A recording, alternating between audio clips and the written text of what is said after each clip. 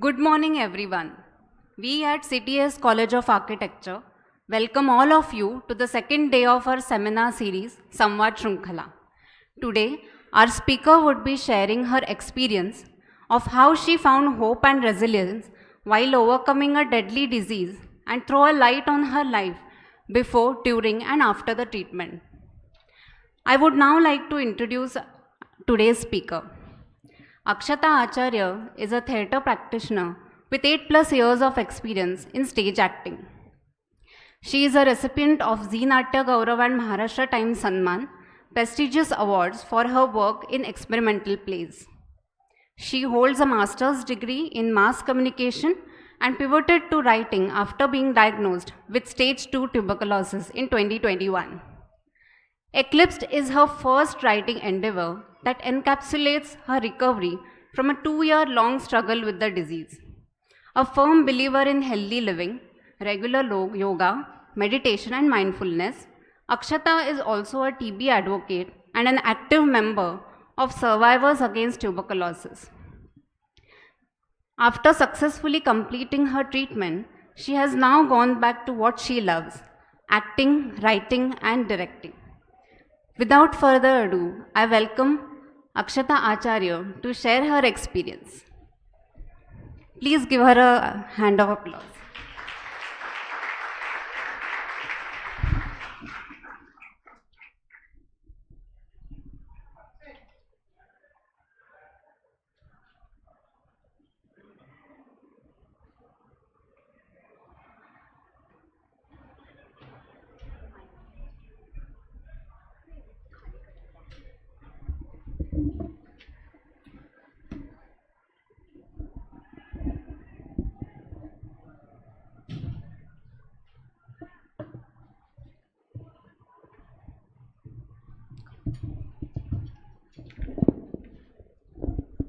Hello. Yeah. Thank you. Sorry? Pointer. Okay, lagla tha, I'll use it. I'll only change it.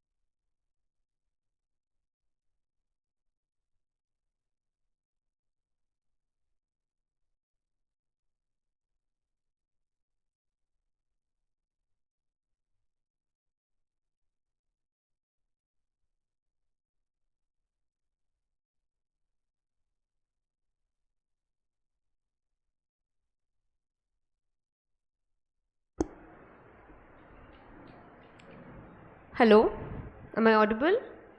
Yes. So, good morning, everyone.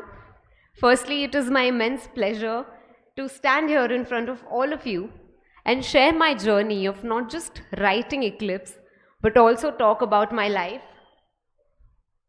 before, during, and after clearing my eclipse. So, the first image which you all can see, this is how I used to look before I was diagnosed with MDR tuberculosis. The second image is how I eventually became while I was taking the treatment, and the third image is pretty much how I look right now. But before I really talk about this transformation, physical and mental, emotional, everything, I would just like to lay a context here because honestly, there is and there was more to my life than just tuberculosis. So here we go.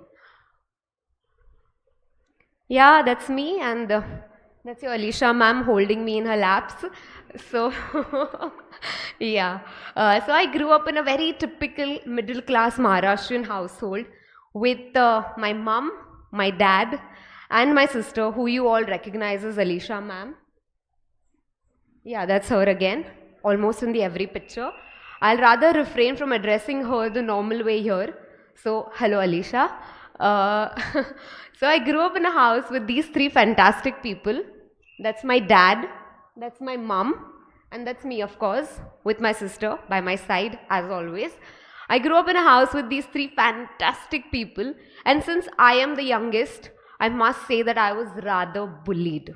Yeah. And how many of you all are the youngest in the house? Let me see. So you all resonate with me when I say the fact that I was rather bullied, weren't you all? Yes, right? So I'm glad they're all on my side. So, yeah, I was rather bullied. But having said that, even though our elder siblings bully us, which happens to be their birthright, they're also the ones who protect us the most. And likewise, my sister was no exception. She protected me, fiercely protected me right through my school days to such an extent that nobody, and trust me, nobody even dared to talk to me in school. I'll quickly share an anecdote. I'll quickly share an anecdote here. So I think I was in 6th grade and a boy in our school, in my class, wanted to talk to me, right? And somehow my sister got to know that, he wants to talk to me, and she took him left, right and center, poor boy. Same year during Raksha Bandhan, he came to me with a puppy face saying that please tie me a Rakhi. I want to prove to your sister that my intentions were very pure. And so that is how she was. She completed her school, she completed her college. Now she's teaching in her college. But some things never change. She continues to scare people, and the dominant streak is very much quite present in her. But having said that, I feel that not that I was very enthusiastic about making friends. So mostly through my school years, I was quite a loner with no friends at all. And I don't say this with a tinge of regret because, as I said, I was not very enthusiastic about making a lot of friends. I was never really even expressive about what I wanted. Yeah, but there was one thing that always fascinated me, and that was theatre. These are some of my embarrassing pictures from some of my embarrassing phases of my life, but I've still put them up. And coming to theatre, so I think I was just 3 years old when my parents had taken me to watch my first play ever. I was just 3 years old. And unlike other kids who almost cry on cue when the play starts, ensuring that nobody in the auditorium enjoys the play, I, on the other hand, was playing in the gangway, with my ears subconsciously lent to the actor who was performing on stage. And I remember this because I am being told that while coming back home, I narrated the entire play in my kiddish fashion, and I remembered the lines and I remember them till this very date. So that was my first encounter with the world of theatre. And as I grew up, the curiosity to know what goes on the other side of the curtain just kept growing. And for those of you all who have watched plays in the proscenium, you all must be aware that there's a small gap. So where the curtain ends and the stage floor, there's a small gap at the bottom, right? And that small gap was my only window to guess what happens on the other side of the curtain. Because we were extremely normally the play starts after the third bell, right? So we used to settle in by then. And I used to see different faces. Through that gap, I used to see different feet walking around with a sense of urgency. And if you walk on the wooden stage, you'll know that, you know, your feet, when you walk very swiftly, they make like a very peculiar sound, like tuck, tuck, tuck, tuck, tuck, tuck. So I used to hear those sounds, and not to forget a peculiar smell that every auditorium has. In my opinion, I feel every auditorium has its own smell. NCPA has it, Prithvi has it, Ravindra Natya Mandir has it, every auditorium has it. And all these things in combination, they did something to me as a child which I wasn't really able to articulate. So, even though I had a strong urge to know what happens on the other side of the curtain, explore the medium, I was very conscious about it, and I never had the courage to own it. So, I mean, forget public speaking. Even my one-to-one communication skills were also extremely poor. So, most of the time, I was never able to tell anyone that I wanted to act. But somehow, miraculously, things did change when I was just 13 years old. I was picked up and I was asked to audition for a play, like a school children's theatre play. I was asked to audition for it. And the hows and the whats of this story-worthy event are mentioned in the book. I would like for you all to read it and actually judge whether it was actually my sincere attempt to crack the audition, or was it some kind of a jugaad. And now with this, I think very subtly I'm dropping a hint that you should buy the book. So please get that hint and buy the book. And moving on, so I finally made it through, you know, the school, like a drama circle, and I was finally exploring what happens on the other side of the curtain. And although I started like really small, all I had to do in my first play was just lift the chairs and keep them to different positions. So basically the play that we were performing did not have a very conventional set.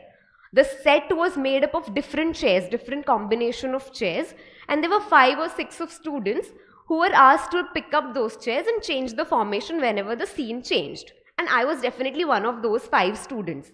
So basically I had a very minuscule part to play in the play. But since I was very enthusiastic, I called all my friends, I called all of my family members, and I was like, this is my debut performance, you have to come and watch it. And they all came. So on the day of the play, finally, when we were having like last minute things, you know, ye hai ki nahi, wings mein everything is set or not, we were having that final checklist, and that is when I had an epiphany.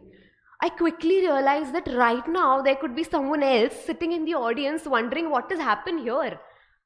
And that I felt was a moment for me when I felt that I manifested this day for myself. It was utter chaos happening backstage, which happens. I've done almost 15 to 20 productions so far, and multiple shows of those productions as well. But every time we are there backstage, just before the performance, it is utter chaos and mess. So when the curtain opens, you see everything in a very structured and in a very ordered manner, but just before the curtain opens, everything is a mess, trust me. And that feeling was extremely liberating for me as a 14-year-old kid. And so I performed. I was feeling like a top of the world.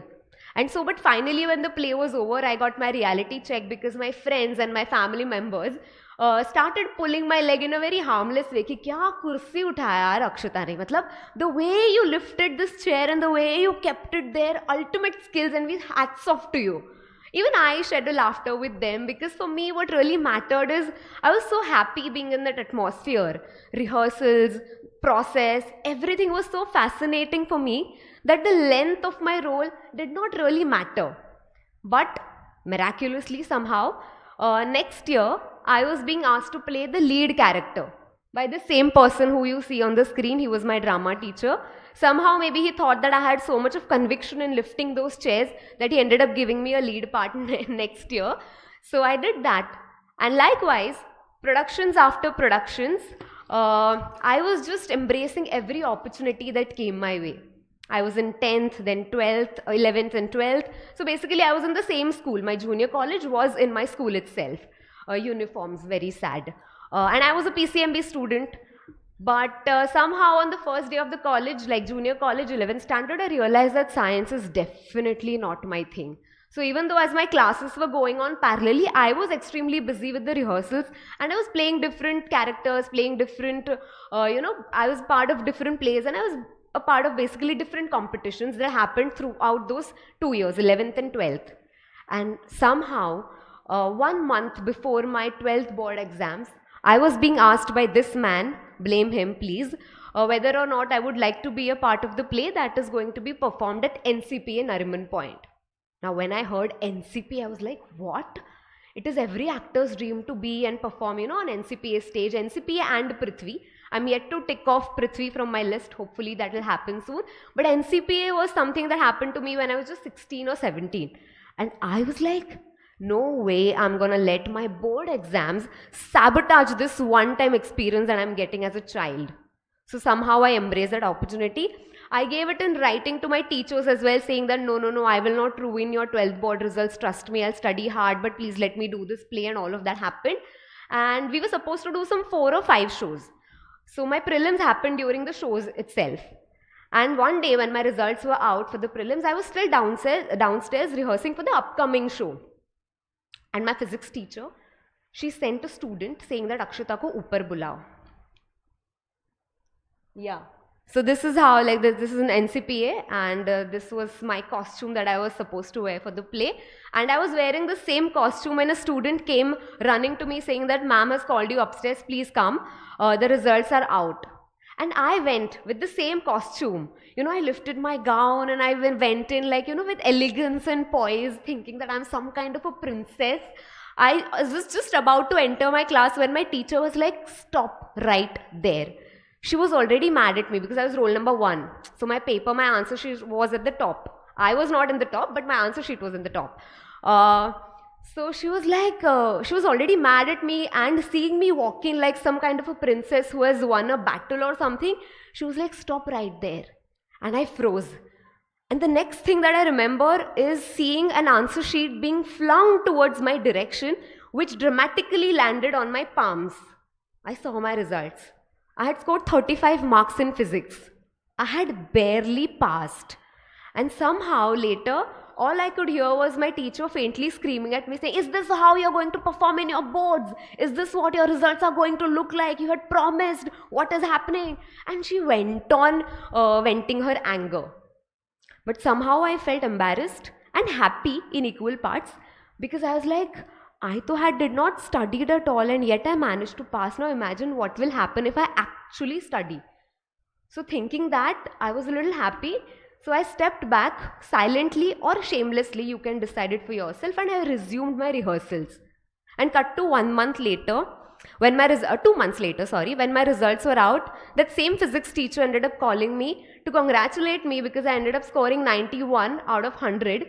To be precise, I had attempted only 92 marks ka paper, so I left 8 marks ka question. So technically I scored 91 out of 92, which was a decent score in my opinion. But she called me up admitting that she was really proud of me, and she was, trust me. And she also said that, that day, the reason why she embarrassed me in front of the whole class is because had she not done that, had she not pinched my ego, I would have never studied. And yes, it was true. The only reason why I studied after that insult was because of 2 things. A, I had to give that karara jawab. And second, I wanted to score overall good marks because I wanted to get into Ramnar and Ruia College, because Ruia was really known for its theatre and everything. So I studied really hard. Overall, I ended up scoring 94% and I got into Ramnar and Ruia College. And then I started making plans. Yeah, then I started making plans. However, little did I know about this quote by Woody Allen, which says that if you want to make God laugh, just tell him about your plans. So I started making plans like enter the drama circle, then I'll take part in these intercollegiate competitions, I will end up winning, I will get calls, that's okay. I will get calls from the industry people saying that we want to work with you, and so on and so forth. And yeah, that is how it happened. I entered the college, I gave the audition, and I got in. But on the very first day of my theatre rehearsals, I quit. Yeah, I quit. Because there was some unspoken hierarchy which really bothered me a lot. The people who had made it through the auditions were being treated differently than the people who did not make it through the auditions. So basically all of us were being put on a pedestal, and those who did not make it through the auditions were being asked to fill our water bottles, they were asked to arrange our footwear in line. And I was not very happy about such things, and I felt it was extremely toxic. Not that I blame Ruya for it. Every intercollegiate competition theatre atmosphere is like this for some lame reason, I don't know. So I stepped back, and I was utterly disheartened because the whole reason behind which I had entered Ruya College did not exist anymore. So I was like, what next? This is just the first day of my college. There are still 3 more years to go. How will I become an actor? I have failed here only. So I started wondering, but somehow, eventually, what came my way was way better than what I had imagined. So 2-3 months later, I got a call from one theatre artist, like a writer-director, who was my super senior in Ruya, saying that he is doing a full-length play, like a 2-hour long play in which he would like for me to perform a part. And it was a nice part. So I said yes. And that is how I started working with different experimental groups. And today when I look back in retrospect, I feel that I'm glad I was not stuck in that rut of intercollegiate competitions, because somehow those competitions give you a high. I was actually seeing students deliberately fail in their exam just so that next year they could come back and perform in these competitions yet again. So it was like a never-ending cycle in which the students were stuck, and I'm glad that I was being pulled out from that rut very early on.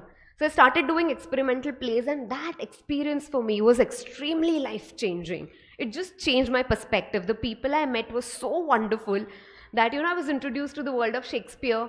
I was introduced to the world of Ibsen, Meisner, Stella Adler, Stanislavski, different playwrights, different forms of theatre, not just in India, but also around India.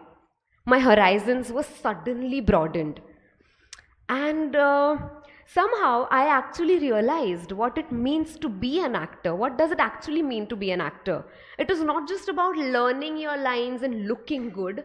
Rather, it was about being imaginative, being empathetic, being non-judgmental, and lastly, and most importantly, being real. Because you have to lie truthfully under the imagined circumstances. You have to make sure that you're utterly and fully honest.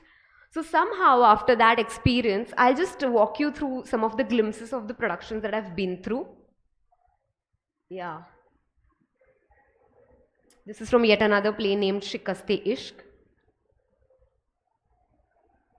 Yeah, and that's a glimpse from a play which I did in the last year named Cinderella. I did not look at all like Cinderella. It was a modern interpretation of the original Cinderella. So I was a very dark, cruel character in this. With so many changes happening around and with such rapid influx of change, my 5 years of college passed by with a blink of an eye. And yet again now, I started making plans, professional plans. And yeah, since I was making plans, God laughed very naturally, very viciously, because that year was 2020. The year that changed pretty much everything in everyone's life. Now, I was making plans. And actually, it was in the same year. I mean, those 5 years of college, that I ended up winning some awards like Mata Sanman and Z Gaurav for my performance. So somehow, because of this, I gathered the courage to tell myself that I wanted to act. And Atul Kulkarni, if you all know, I love that actor. So he has said a very beautiful thing, that acting pasand hona, acting aana, and acting ka business karna are 3 different things. I didn't know whether I was like good at it or the business aspect of it, but I just knew that theatre is what makes me feel alive. So this is what I want to do, irrespective of the fact that I am able to, make my living out of it or not. I started making plans. I got a few photo shoots done, which were being shot by my sister itself. And that was the year 2020. Everything very suddenly came to a standstill. And just like everyone else, even I started wondering, when will I get my degree, because my last semester was still pending thanks to COVID.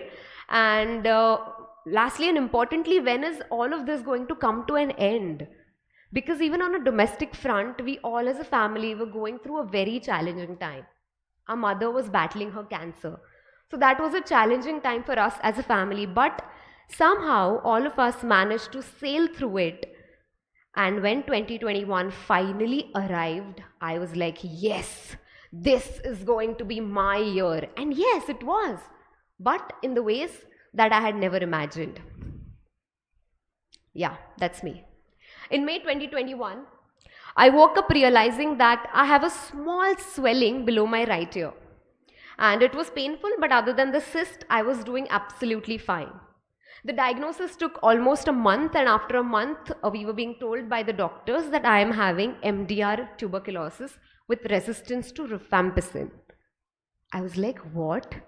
How can this small swelling be TB? Because I always associated TB with coughing, and I was definitely not coughing. I was absolutely okay other than the swelling.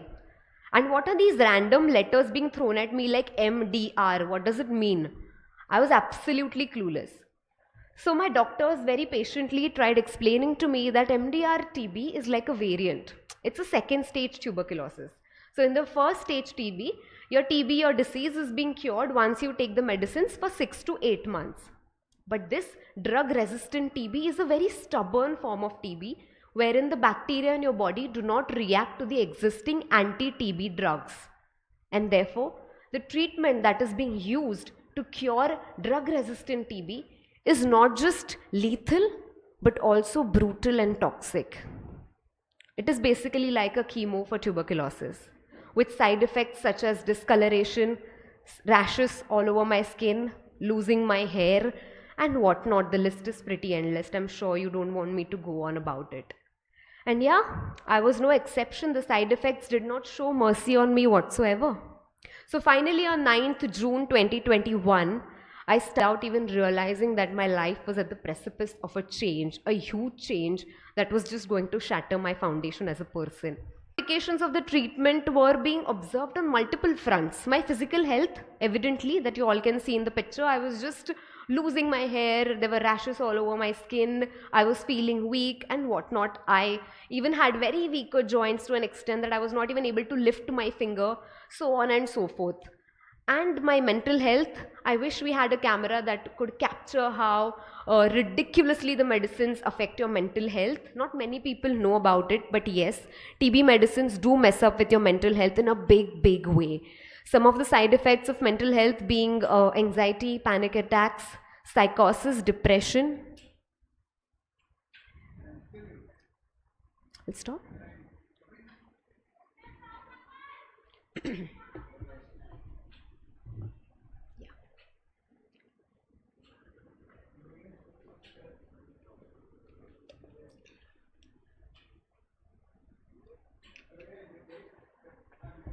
Are anxiety, panic attacks, psychosis, depression, etc., etc. Every patient has a different story to share. But yeah, this was in my case, and this emotional shift was just triggered by external circumstances like having no work. I was on a forced sabbatical because acting is such a job wherein you have to keep hustling, you have to step out actively, you have to audition, and plus my skill. I had come down to an absolute zero in my personal life and my professional life without any warning. So all these things I was saying that they just ruptured my self-esteem and stripped my self-confidence. I was feeling lost because I was watching my peers chase competitive careers and I was doing nothing, tangibly nothing, because I was not earning. Now come on, at the age of 24, you're expected to work, you're expected to earn money. And that is how mostly people attach your worth with to your work. And since I was not working, I was feeling absolutely worthless. And with everything falling apart, I did not really know which area to focus on. And I'm deliberately not going into the details of all those events, like sharing the timeline of my disease here because and the anecdotes, because I've saved it for the book.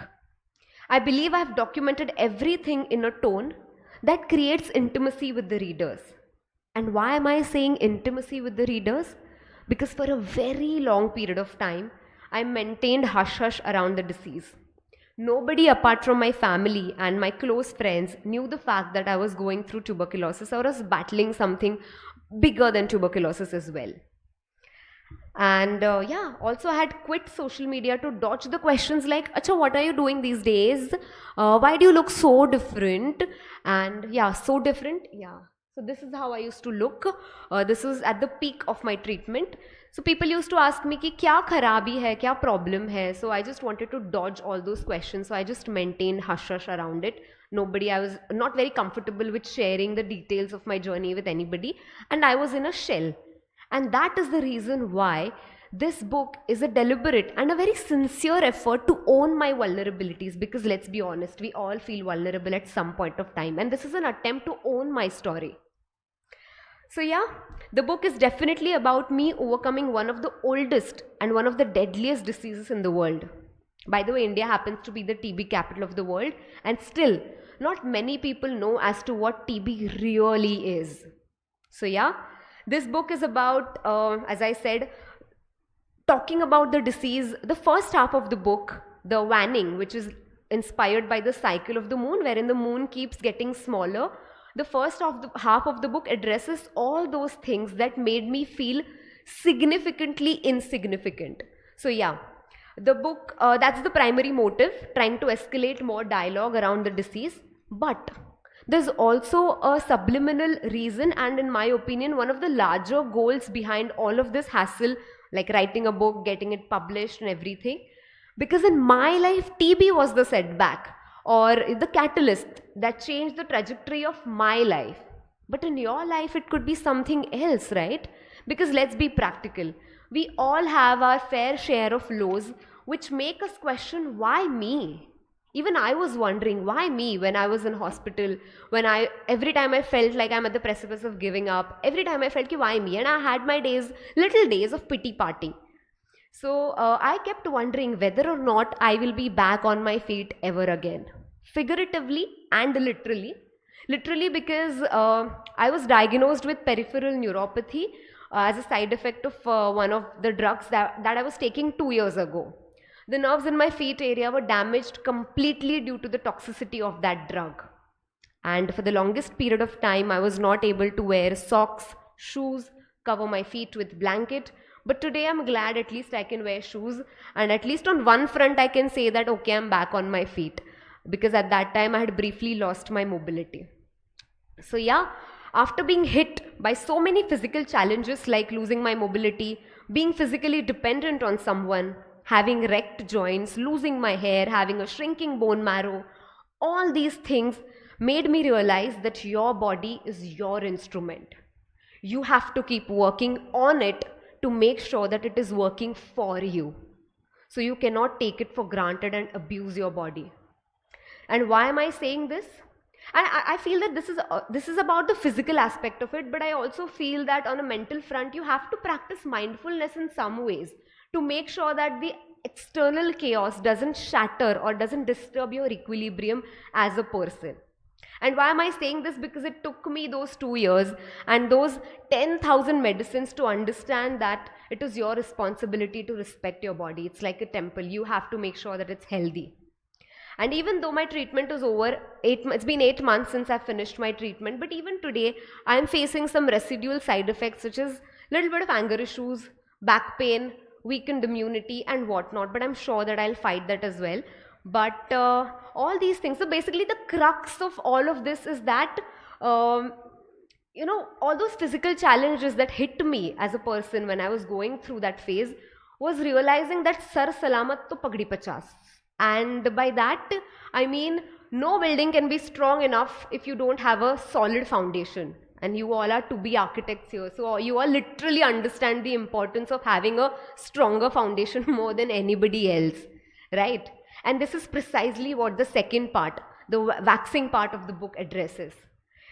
It is all about starting small, embracing uncertainty, identifying your strengths, and lastly but most importantly, curating your healing. I found my toolkit, which I wish to share it with those who in some ways are finding it difficult to struggle through their difficult times or difficult phase.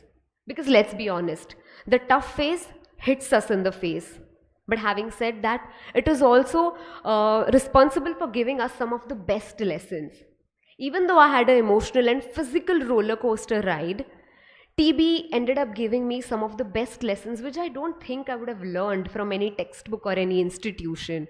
So having said that, TB definitely was a blessing in disguise, for it taught me something huge and something bigger which I'll never be able to forget. So yes, with this book, it's a sincere attempt to solidify those learnings and bid farewell to that part of my life which really, really taught me a lot. And now, finally, that the book is out there, I wish to share a beautiful quote that carries the essence of why did I write the book. Now the why part of it is something that I've already discussed here. But why did I write? Why did I write the book? So many people have been asking me, you are a Gen Z, why did you choose to write a book? You could have done a podcast, you could have shot a film or something like that. Why did you choose to write? And my answer has always been the same. I did not write to remember. I wrote so that I could forget. I really don't know who said this, but whoever has said this has beautifully summed up the essence of the efforts that I've put behind writing a book. And this is something, even before writing the book, I used to practice this deliberately on a day-to-day basis. That whenever I used to feel overwhelmed, I used to just dump my thoughts on a piece of paper. I used to just declutter, feeling that, okay, now I'll just dump it. It's all out on the paper. I'll just forget about it and I'll just move on. I'll never even revisit those pages. And same thing is applicable to the book as well. I have dumped everything, right from every single vulnerability that I faced during those 2 years of my battle is just out there. And as I said, it's an attempt to solidify those learnings and just bid farewell to that phase of my life, which happens to really, give me some of the best lessons which I would have not learned otherwise. And now, with this, one more phase of my life has come to an end. I'm proud that I have cleared my eclipse. And now I've resumed my work, not just as an actor. By the way, this is a glimpse from a play that I'm currently doing. It's an immersive play in English. And it's a one-of-a-kind immersive theatrical dining experience wherein the audience members are not just experiencing a play, but they also get to enjoy a proper 4-course meal throughout the play. So it's a one-of-a-kind immersive theatrical dining experiences. If we are putting up a show in Mumbai, I'll definitely let you all know. You'll love to watch it. I guarantee that. Next, I have resumed my work as well as a writer-director because honestly, when I was on a sabbatical, acting sabbatical, it just taught me that having one profession did not suffice. And it's not a rule that you should have one-word answer to the question, ki, what is your profession? It's okay to have multiple answers to that question, and which is why I'm trying to develop my skills. And this was an attempt to do so, wherein I wrote and directed 2 ad films for a brand named Sonker. So from being a director's actor to directing actors, I feel it was definitely a very humbling and a learning experience for me. And lastly, blood, sweat and tears, after immense cries, nervous breakdowns, I was finally able to launch my first book ever named Eclipse. It was launched on 3rd February 2024 at Mumbai Press Club. And with this book, as I said, one more phase of my life has come to an end. And I cannot wait to see what comes next and embrace the brighter days that lie ahead. Initially I always used to think life is like, movies. Jahan pe you have one big problem that you face, you fight against all the odds, and after that everything is like a bed of roses and everything is like a cakewalk, because thanks to Hindi movies for romanticizing this line, and they lived happily ever after. So even I used to feel that after a difficult phase everything becomes alright yet again. But now, having gotten my reality check, today I'm sane enough to understand that yes, of course, after every low, there definitely comes a high, but after every high, there is inadvertently going to be a low yet again. So be prepared for both. Until then, just put your head down and keep doing the work with humility, sincerity, and honesty. There's a mantra as a concluding lines. I would just like to share my mantra, which I follow on a day-to-day basis. And if at all you encounter yourselves, battling like a difficult situation, or you feel like you are at the edge of giving up, just go and stand in front of that bloody mirror. Look yourself in the eye, raise your hand and tell yourself that even if nobody else is there for you, you are there for yourself.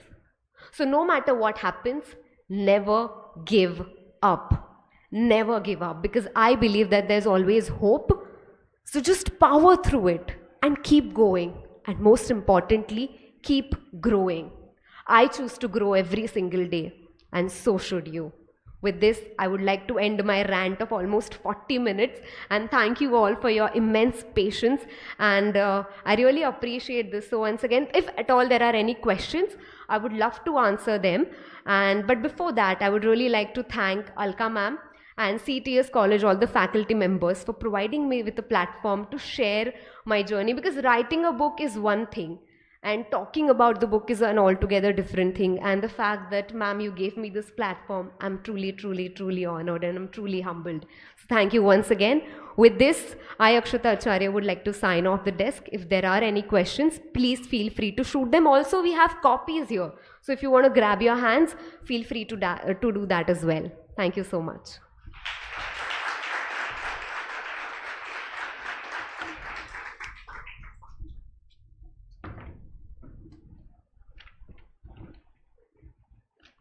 Okay, thank you, Akshata, for sharing your incredibly inspiring journey with us. Your courage in overcoming MDR TB and finding hope amidst all odds is truly remarkable. Your story has touched our hearts and opened our eyes to the power of resilience. We are grateful for your willingness to speak about your experiences before, during, and after your treatment. Your words have left us a lasting impact on all of us, and we are honored to have had all the opportunities to hear all your story. Thank you for reminding us that there is always hope, even in darkest of times. I'm sure that our audience will have questions and observations.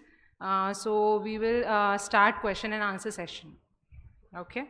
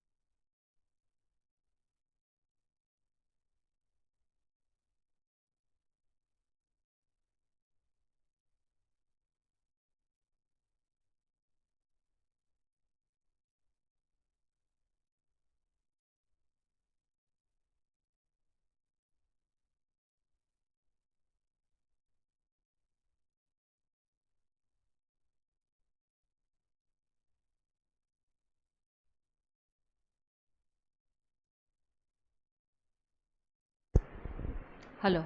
Yeah, you can hear me? Yeah. So, Akshata, in your book, you have also written about your campaign for TB awareness.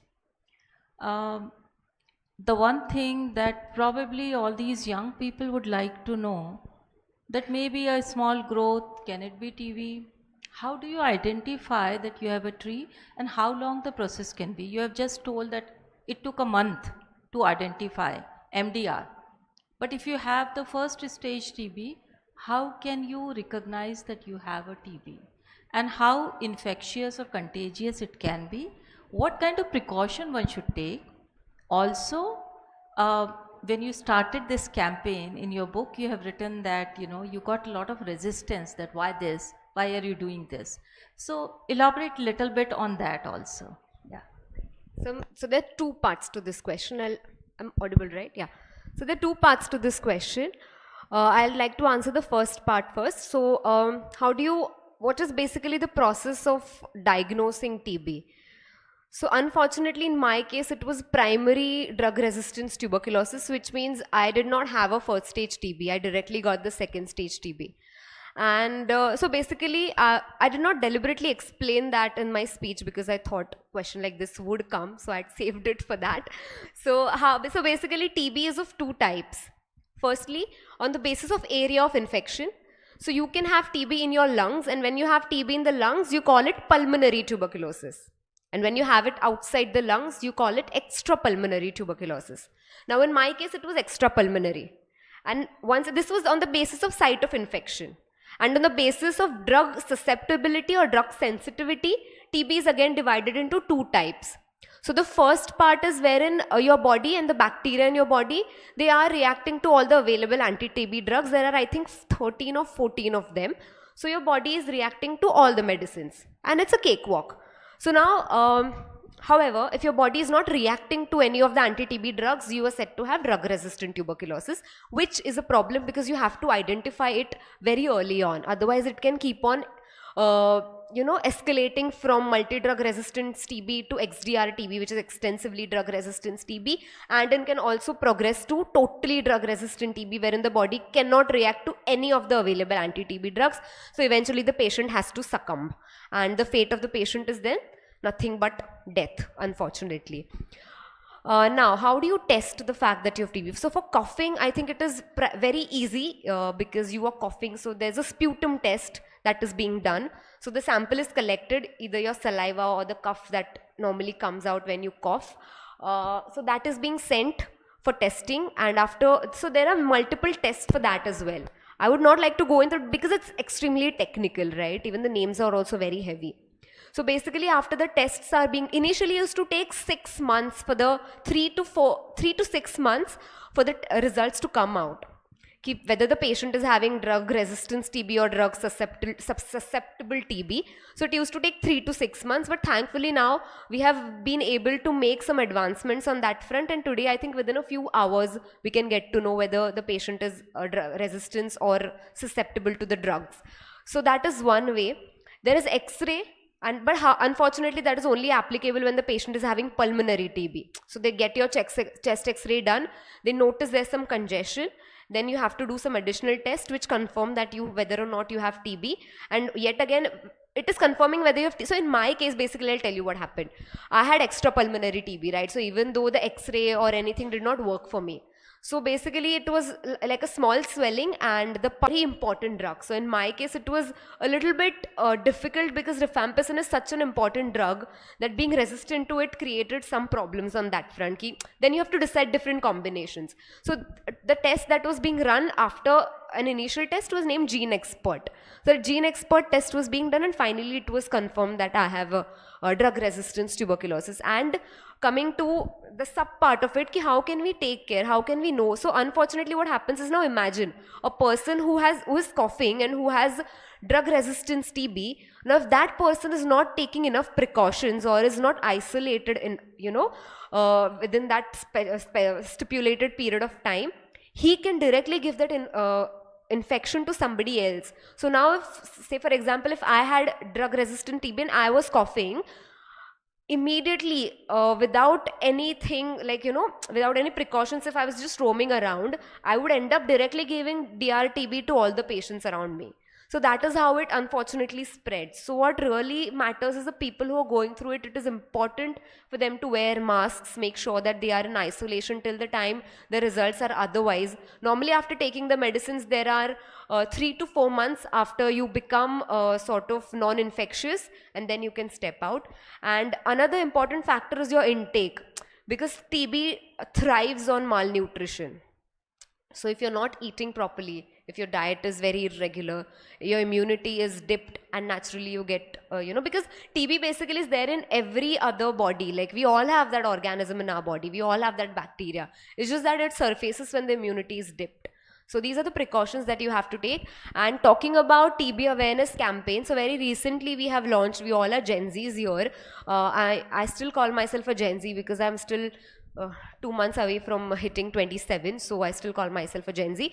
So I've recently started a campaign named TBH, because normally in slang we say to be honest. So we have named that campaign as TB Honest. So wherein we are coming up with different stories, making people understand as to what TB really is, by not just giving very theoretical information, but we are also planning on incorporating different patient-centric stories to make sure, because information, if it is just being merely shared as information, nobody is really interested. But if there is a story woven into it, people actually listen. So this is something that we are trying to do, and I hope that as we move forward, a lot more people get associated with this campaign, because definitely we need to do a lot of work when it comes to spreading awareness, TB education, not just disease related information, but also otherwise. Normal people who don't have TB should also know what does the reality of a TB patient look like, what does their life look like. So I think it is definitely important, and more amplification needs to be done, more work needs to be done in this area. Yeah. It's okay if nobody else has a question. I can see everybody is like looking very tensed. It's okay. Hello, Yeah, hi. I'm Shreya from third year. So my question was, what was your key thing that didn't let you give up in the whole process? Okay. Um, my mom, as I said, I saw her battle through her cancer phase like a tigress, and I've mentioned this in the book as well. That there were complications that hit her as well, but at no point was she ever ready to give up. And looking at her sort of gave me that inspiration that okay, I'm not even allowed to give up. Like, of course, there were days when I used to feel extremely low, but then, as I said, there was a toolkit which very unconsciously I started developing. So the toolkit, like journaling, was one of the ways to just dump all the information, all the bad thoughts that I was having, and then just stepping away from it and try and look objectively at it. Because honestly, when you feel extremely overwhelming, it's a very small window. So you just have to make sure that every information, every thought that you have is just out there on a piece of paper, and you just have to separate your thoughts from your body so that you can look objectively at themselves and make sure that your thoughts are not you. Because at least I was being told beforehand, fortunately, that TB medicines do have, they tend to make you suicidal, they tend to make you feel extremely anxious. So I knew that it was the drugs that were speaking those languages, it wasn't me. So I sort of just kept telling myself that, okay, this is not me, so I won't let a disease define me, and I just have to power through it. And it was like a one day, not even one day, it was actually 1 minute at a time battle. So I actually started thin slicing. So I was like, okay, let's see कि आज का दिन कैसे जा रहा है. Let's just try and not create a very unreal picture that I have to be positive at all the times, because that is like setting a very unreal expectation from yourself. You cannot be positive at all the times, and once you realize that, you have a window for your bad days. So you give yourself that time कि अच्छा चलो आज bad day है but कल शायद good day होगा. One day is bad, then 4-5 days are good, then again one day is bad. So that having that sort of clarity helps you and ensures that you're just powering through your phase and just making sure that you come out of it even stronger. So yeah, that was my toolkit. Yeah, thank you. Hi. So firstly, I would like to congratulate you on your recovery and hope you great health further in the future.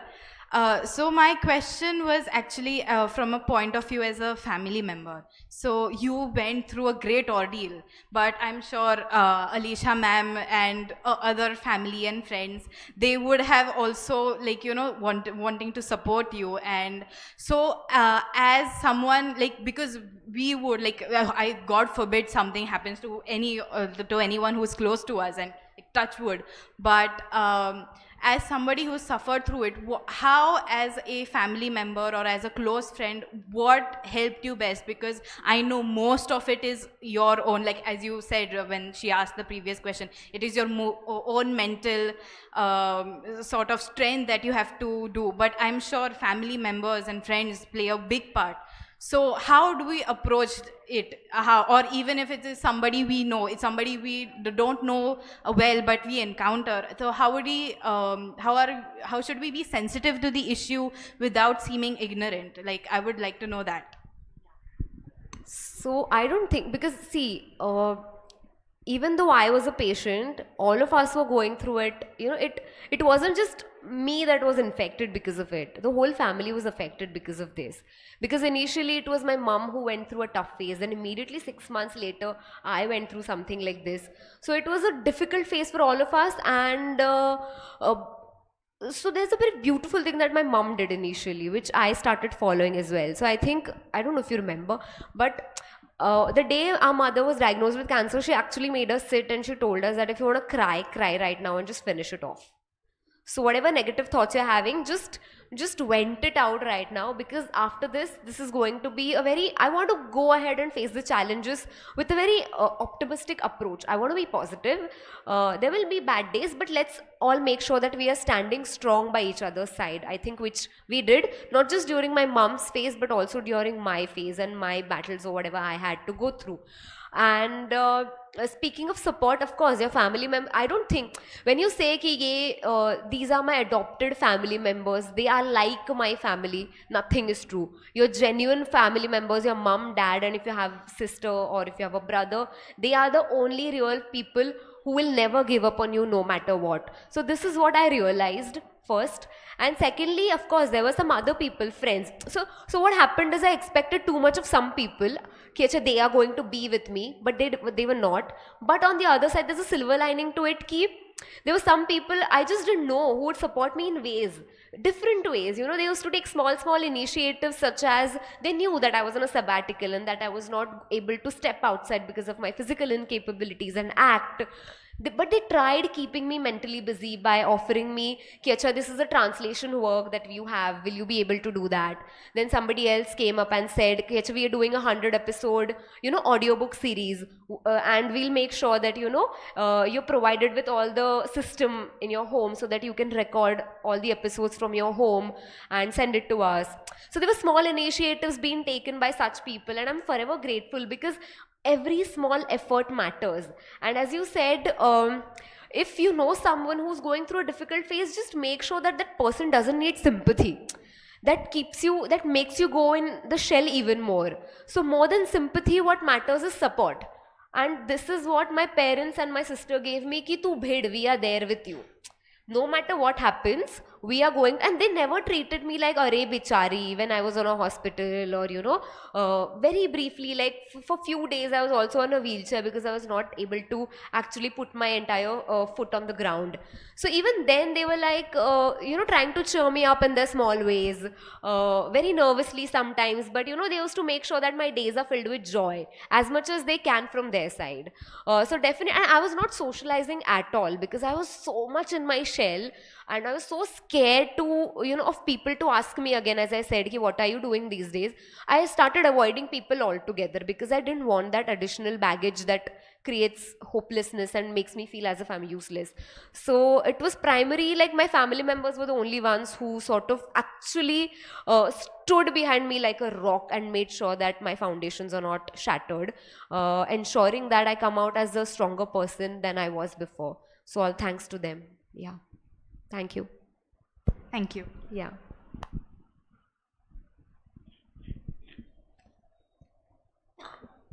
Hello.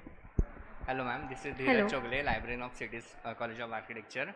I have read your book, I have purchased and read your book, and from librarian's point of view, I think this is your 10th book, not first book, because that mature kind of writing you have did in this Eclipse title, and this is just comment, not any question, and your writing is very good, and the life line that you have put in each chapter, it is very interesting that it will be concentrate our reading, concentrate users reading, that what will be happen in next chapter.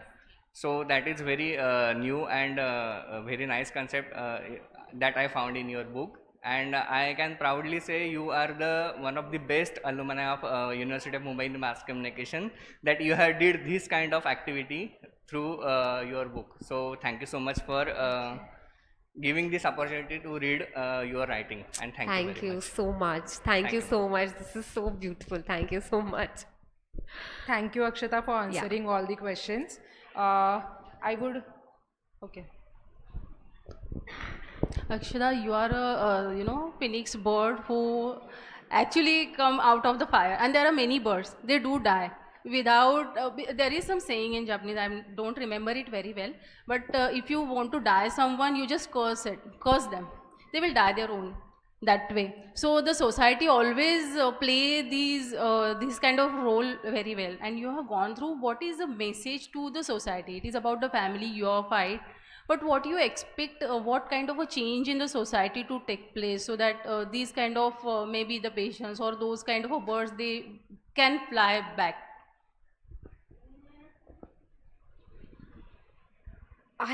Okay, that's a tricky question, honestly, because every person is so different that you can't change somebody's mentality. And I am not saying that everybody is bad, because I've had wonderful encounters during my treatment as well.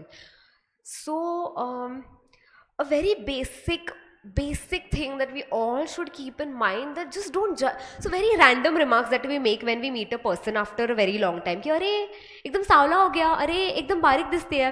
So you know, such physical remarks that we make, you never know what it can do to a person. Like every time I used to meet my family members, like extended family members, everybody used to say अरे काय झालं तू, ह्या प्रॉब्लेमचं काही सोल्युशनच नाही आहे, किती तुझं काळपटपणा वाढत चाललाय. So this is what they use to tell me, as if being dark is a problem. Why is that a problem? I don't understand.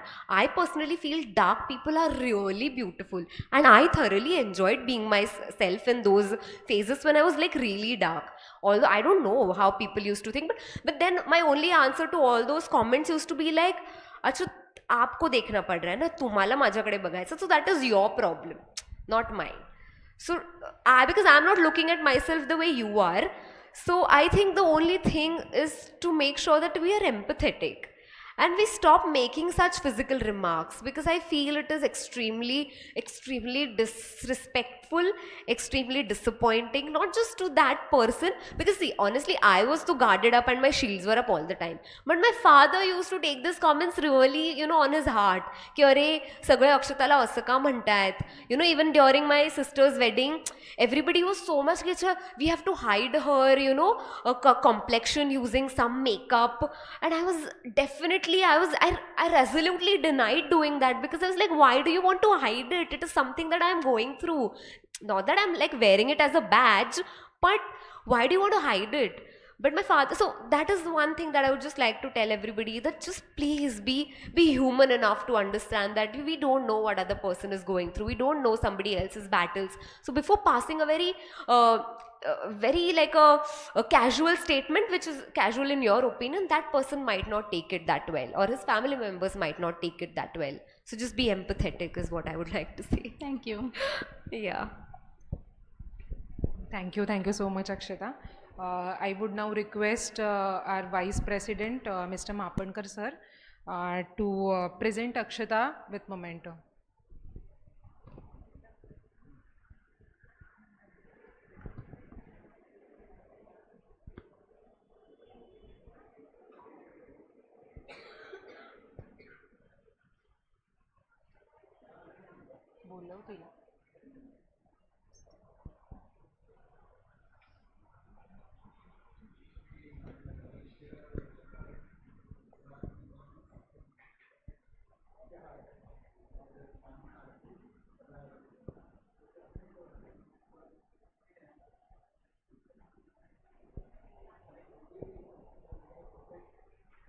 वरती जाऊ का?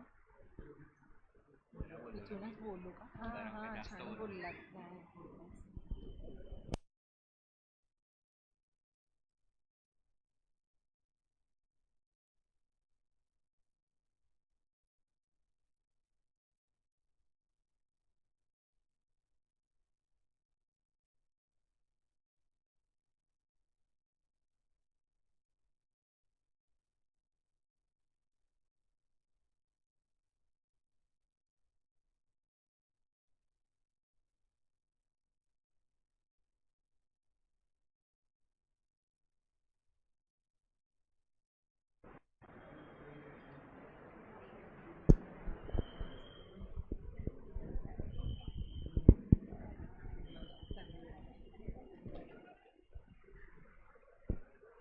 Please give her a hand of applause.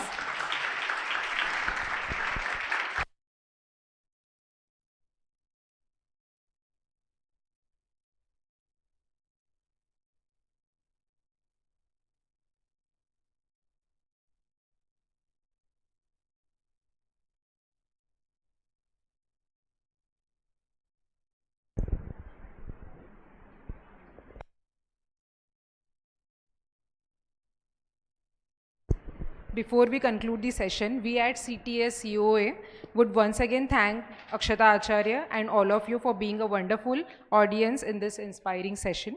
We look forward to meeting you all again tomorrow at the same time, where Dr. Shilpa Fadke will discuss her book, Why Loiter. See you all and take care.